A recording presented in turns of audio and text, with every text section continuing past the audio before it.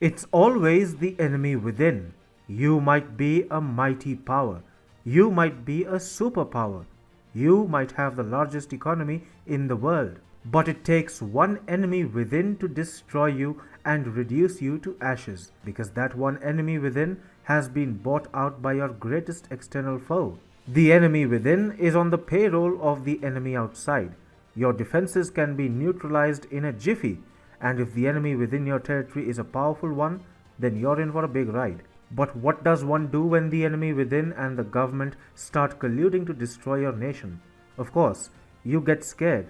You possibly even throw up a few times in disgust of how those who should be protecting your country are actually destroying it. But you must take action eventually. Goldman Sachs and the Biden administration are pumping in your money into China. Now, will you stay silent?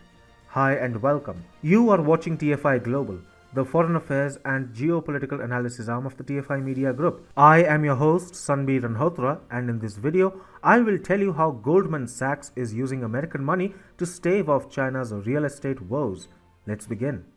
In September, China's trade surplus with the USA rose to a monthly record of $42 billion. Exports surged by about 30% from a year ago, while imports climbed by just under 17%. It is almost as if Joe Biden is trying to save China from running its economy into the ground. And the Democrats are not really alone in their efforts. They have mobilized Wall Street in a big way, and together these behemoths aim at rescuing China from imminent collapse. We all know China's real estate sector is crashing, right? With it, the Chinese economy has begun unwinding. But do you think that it is good news for either the Biden administration or Wall Street giants? No, it's a nightmare for them. Wall Street giants such as Goldman Sachs Group and JP Morgan Chase have tens of billions of dollars at stake in China, as political tensions between Washington DC and Beijing risk derailing the communist nation's opening of its $45 trillion financial markets. Five big US banks had a combined $70.8 billion exposure to China in 2019, with JP Morgan alone plowing $19.2 billion into lending, trading, and investments. Now that we have established the heavy interests of Wall Street hegemons to keep the Chinese economy alive, it would only be prudent for us to tell you how a major Wall Street player is actively using American money to rescue China's falling real estate sector. We are talking about Goldman Sachs here.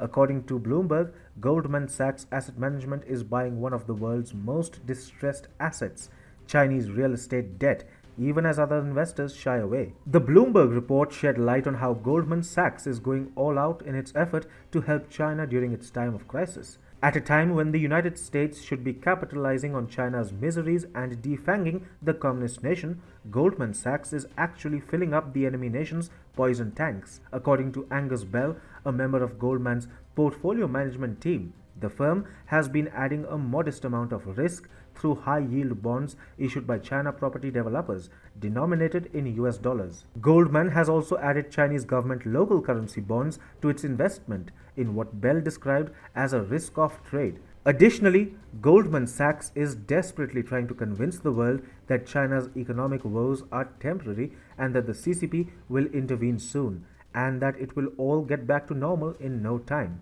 According to Goldman Sachs, the market is overestimating the contagion risk posed by the imminent downfall of the Evergrande Group in China. Angus Bell from Goldman said, ultimately, the property sector has been the key driver of Chinese growth over the past 2 decades. It's unlikely the government will tolerate the impact on growth that would come about if it were to allow such a large number of developers to fail. The breadth of distress that the market is now pricing, it's starting to look significantly out of alignment with the true extent of distress. Goldman Sachs has a rather colorful history of remaining optimistic on China.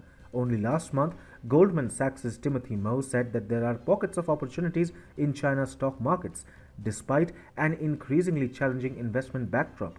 He added, there are certainly a host of challenges that China is facing right now, but we would push back quite vigorously on the sweeping statement that China is uninvestable. The Biden administration has come to the rescue of a rapidly deflating Chinese economy. According to a separate report by Bloomberg, unprecedented trade surpluses and historic bond inflows have given China a dollar stockpile not seen since the Asian savings glut. As per reports, while some of that flood of greenbacks is ending up as deposits at Chinese banks, the large errors and omissions in the nation's balance of payments is muddying the picture. It is almost as if the USA's current administration and Wall Street is providing China with a significant cushion against future global economic shocks.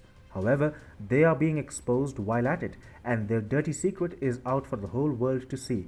Needless to say, the Biden administration and its lackeys in Wall Street will not be able to get far with their unpatriotic racket.